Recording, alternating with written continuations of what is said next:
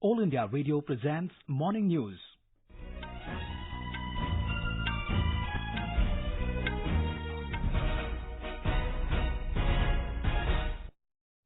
Good morning. I'm Abhishek Kumar. The headlines. Congress-JDS coalition government falls in Karnataka after losing trust vote. Lok Sabha passes Motor Vehicles Amendment Bill 2019, providing measures to weed out corruption and improve road safety. Government extends deadline for filing of income tax returns to 31st August. NIA raids 6 locations in Jammu and Kashmir in Cross LOC Trade case. Boris Johnson to take over as Prime Minister of Britain today. And in badminton, S Prannoy advances into second round of Japan Open.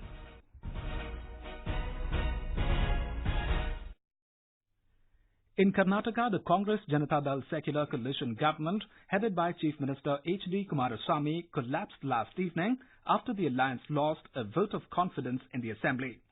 After losing the trust vote, Mr. Kumaraswamy went to Raj Bhavan and submitted his resignation to Governor Vajubhai Vala.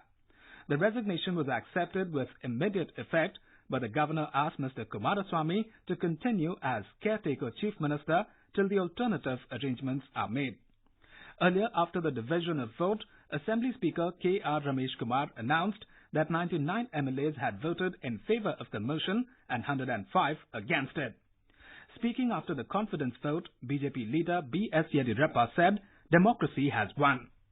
Congress leader K.C. Venugopal alleged that political morality and basic democratic values got defeated by the political horse trading of BJP in the state.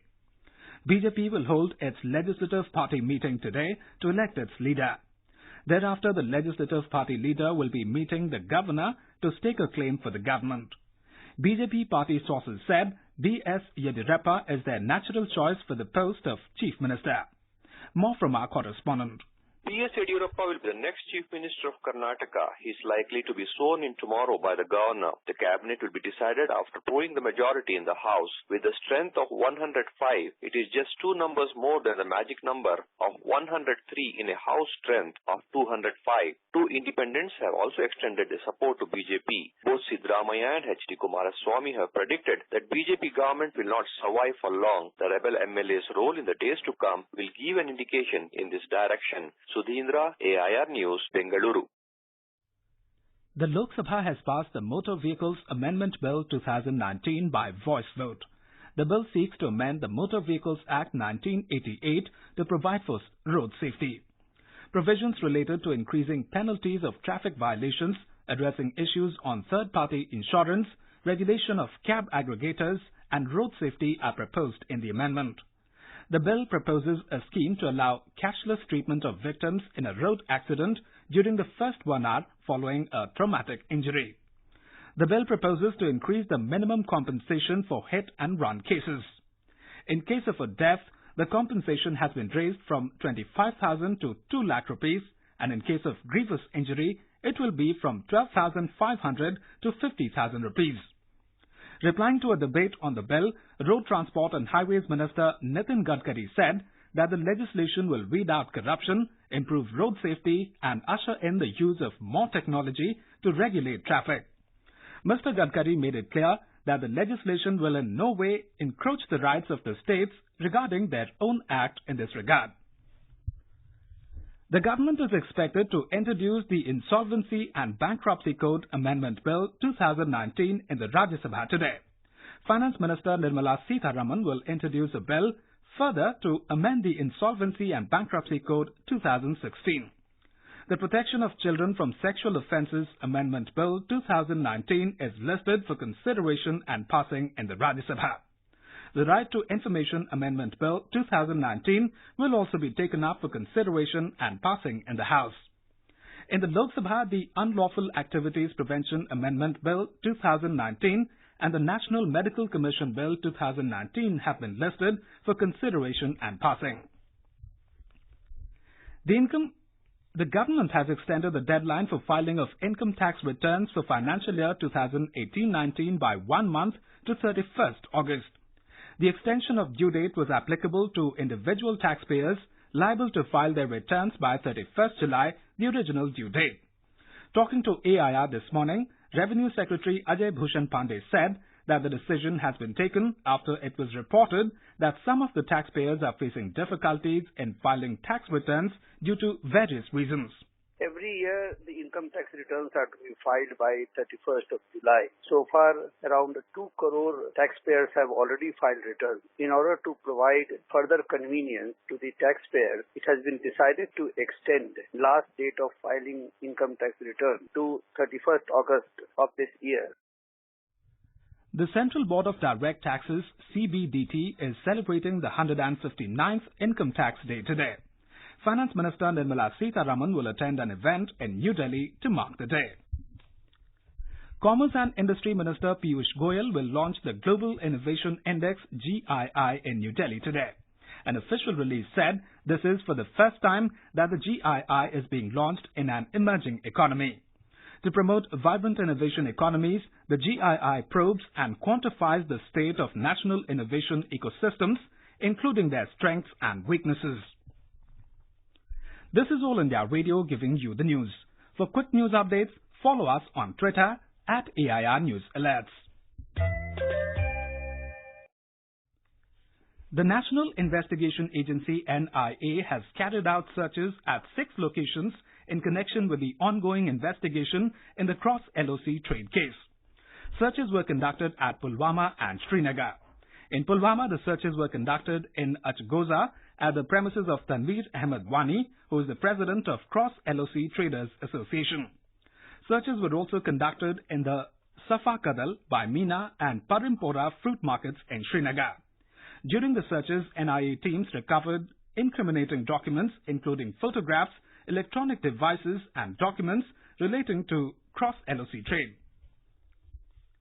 In Jammu and Kashmir, police have arrested 3 newly recruited Hizbul Mujahideen terrorists from Barzullah and Sora areas of Srinagar. The detainees have been identified as Rashid Latif Mir, Asif Iqbal Dar and Shahid Hassan Dar. Police said these terrorists were involved in shooting Special Police Officer Ruman and various grenade-throwing incidents in Srinagar and Jammu cities. Department of Empowerment of Persons with Disabilities under Ministry of Social Justice and Empowerment presented a cultural event, Divya Kala Shakti, at Parliament Library Building in New Delhi. Divyang children and youth from various states displayed their cultural potential before the audience yesterday. President Ramnath Kovind, Vice President M. Venkaiah Naidu, Prime Minister Narendra Modi and other MPs graced the occasion. Our correspondent reports these gifted children performed songs and folk dances including Meera Bhajan, Kathak, Manipuri and Bihu dance. The Divyang children, despite their disabilities, be it physical, visual, hearing or intellectual, seemed unstoppable in realizing their dreams. They made the stage come alive with a lively song and dance performance. Divyang children and youth drawn from various states who are proficient in music and dance forms displayed their talent in front of the audience. The program began with the national anthem presented through sign language by 15 children with hearing impairment and 6 visually impaired children. S Prannoy from Kerala, who has severe locomotor disability, sang the classical song Pakkanila Badi. The song is about Ram, Lakshman and Sita. The audience watched spellbound as a team of 6 students from Dehradun presented the Meera Bhajan.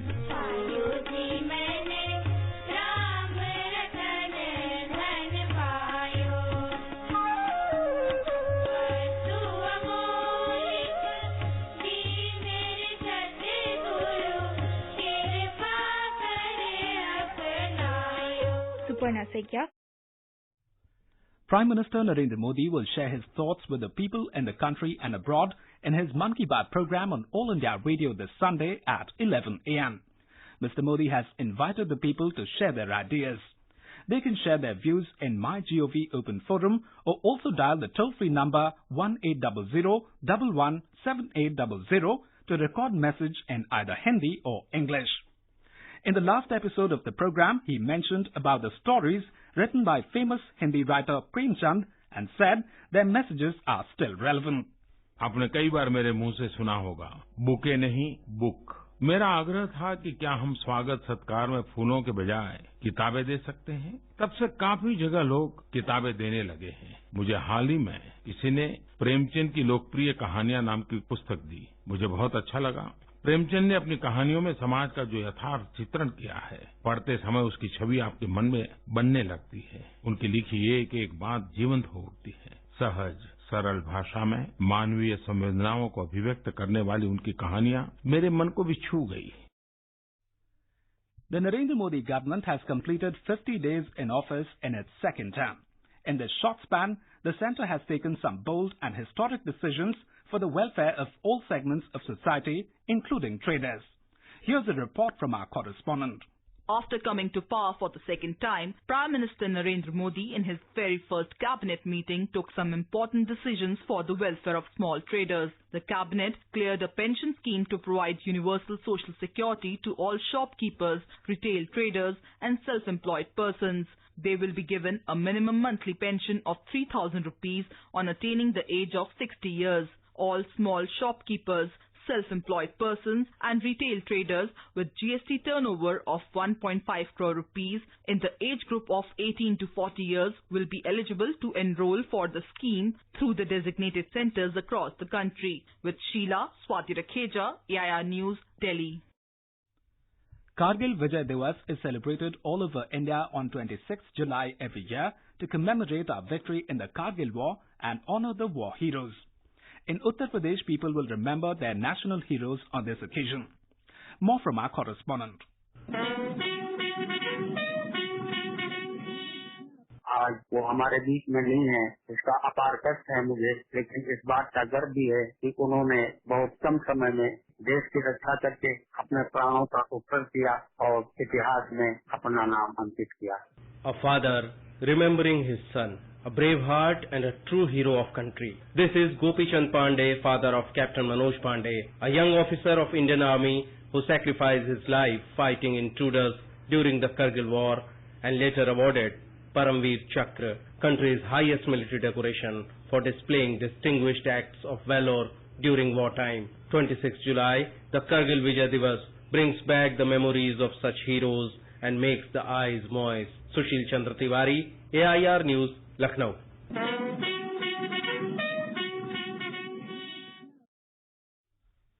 The new leader of Conservative Party, Boris Johnson, will take over as Prime Minister of Britain today. Mr. Johnson is scheduled to meet the Queen at Buckingham Palace, where he will be invited to form a new government.